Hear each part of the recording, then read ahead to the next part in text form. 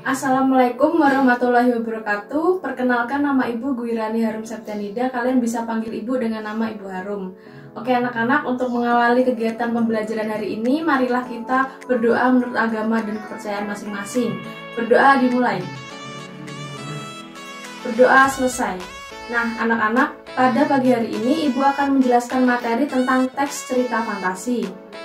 Oke, yang pertama itu ada KD-nya, Ibu akan bacakan KD-nya, yaitu KD 4.4 menyajikan gagasan kreatif dalam bentuk cerita fantasi secara lisan dan tertulis. Lalu dengan memperhatikan struktur dan penggunaan bahasa yang tepat.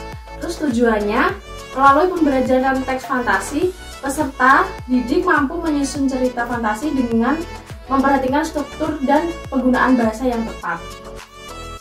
Nah, ini anak-anak, ada 3 contoh teks cerita fantasi, yaitu cerita tentang Cinderella, Nata the Little Dragon, dan Petualangan Rapunzel.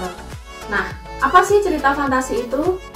Pengertian dari teks cerita fantasi adalah merupakan salah satu genre cerita yang sangat penting untuk melatih kreativitas kalian. Jadi, kreativitas imajinatif kalian akan terasah ketika kalian telah mencoba membuat teks cerita fantasi.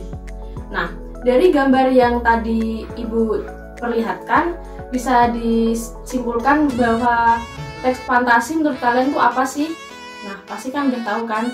Oke, yang selanjutnya ada ciri umum dari teks cerita fantasi.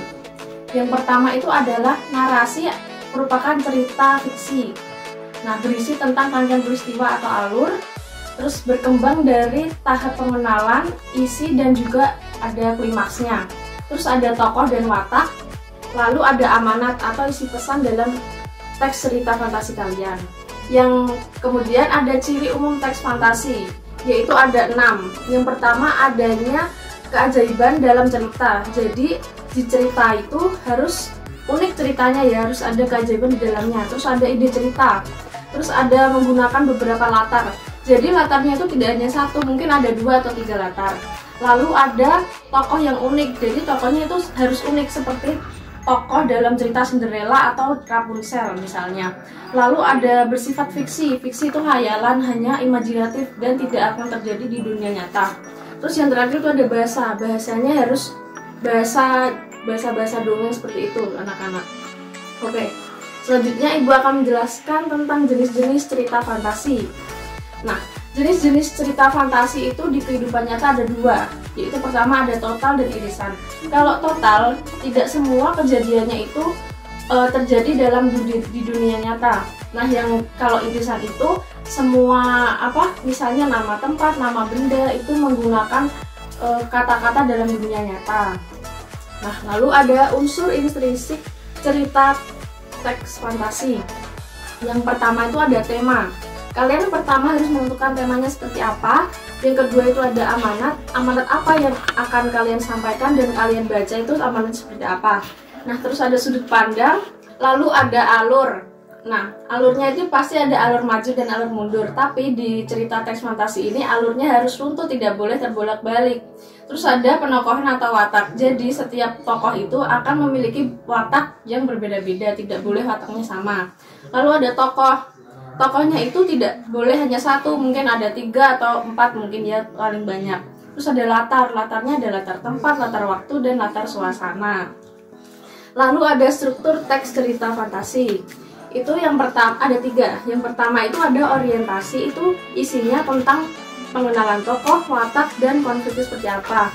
Yang kedua itu ada kompilasi. Kompilasi itu awal munculnya konflik sampai puncak dalam masalah yang terjadi. Yang kedua itu ada resolusi. Resolusi itu penyelesaian masalah atau klimaksnya. Nah, sekarang ada kaidah kebahasaan. Kalian harus memakai kata ganti orang. Misalnya kata ganti orang pertama itu aku, saya. Kata ganti orang kedua itu kamu, dan kata ganti orang ketiga itu kalian, dia, mereka, dan sebagainya. Terus ada latar. Latar tempat, latar waktu, dan latar suasana. Lalu ada kata sambung penanda urutan. Terus misalnya ada kata-kata setelah itu, lalu, tiba-tiba, sebelum, dan sebagainya. Oke. Terus ada ungkapan keterkejutan, dan dialog kalimat langsung. Yang kemudian Ibu akan menjelaskan mengenai langkah-langkah dalam menulis teks cerita fantasi. Yang pertama, kalian harus menentukan ide atau temanya itu sendiri ya. Terus yang kedua itu menggali ide dari pembaca. Nah, yang ketiga itu ada membuat rangkaian dulu peristiwanya. Misal membuat kerangkanya dulu seperti apa. Nah, kemudian yang terakhir itu baru kalian bisa mengembangkan ceritanya mau seperti apa. Nah, ini Ibu ada beberapa contoh teks cerita fantasi, yaitu tentang cerita Cinderella. Pasti kalian tahu kan? Oke. Kalian harus baca ini ceritanya, dipahami. Nanti sehabis itu Ibu akan beri kuis untuk kalian kerjakan. Oke, anak-anak. Sekian materi dari Ibu. Semoga kalian bisa paham dan mendapatkan nilai yang bagus.